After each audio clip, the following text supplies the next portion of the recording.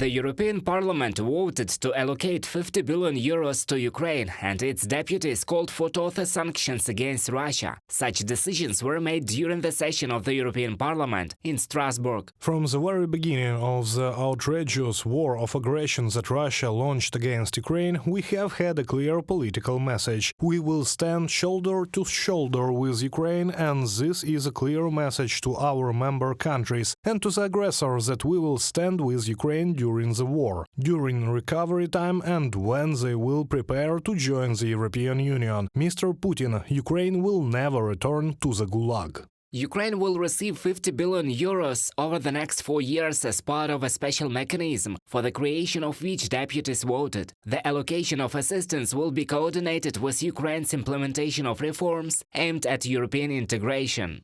We are giving a predictable instrument to Ukraine to be able to maintain its public services and assist in the rebuilding and modernization of the country. We will also be supporting a reform plan for Ukraine and on its path to the EU. Along with civil society and local authorities, a plan must be established that would then be adopted. 50 billion euros is the maximum amount for the European Union, but each individual country can allocate additional assistance. Now this decision of the deputies must be approved by the Council of Europe. Ukraine and Europe share a common future. Today's Euro Parliament vote on a new 50 billion euros Ukraine facility will be vital for the country's recovery, reconstruction and modernization. Ukraine will not falter, and our support will only get stronger. Roberta Metsola, President of the European Parliament on social network X, formerly Twitter.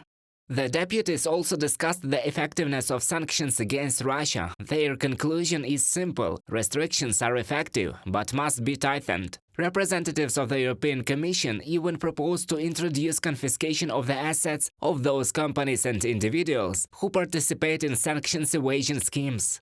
Russia is turning its economy into a war economy, but manufacturing weapons and ammunition will not improve the well-being of Russian citizens. There is no room for complacency.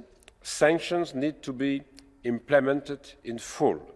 We are working closely with the Member States, like-minded partners and third countries to tackle gaps and to address Russia's attempts to circumvent all restrictive measures. Some deputies see many areas where additional pressure can be put on Russia to stop the war against Ukraine. Deputy Andrius Kibilius believes that the main thing is to halve the price ceiling for Russian oil from $60 to $30.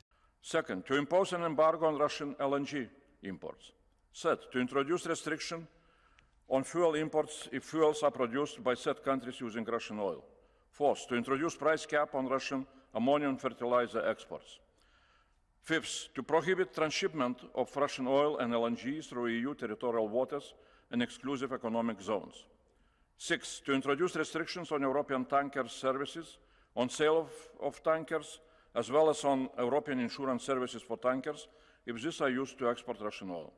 And seventh, to introduce an enforced and centralized EU-level oversight of sanctions implementation. Reported by Roman Smoler, Vitaly Sizov, UA TV News.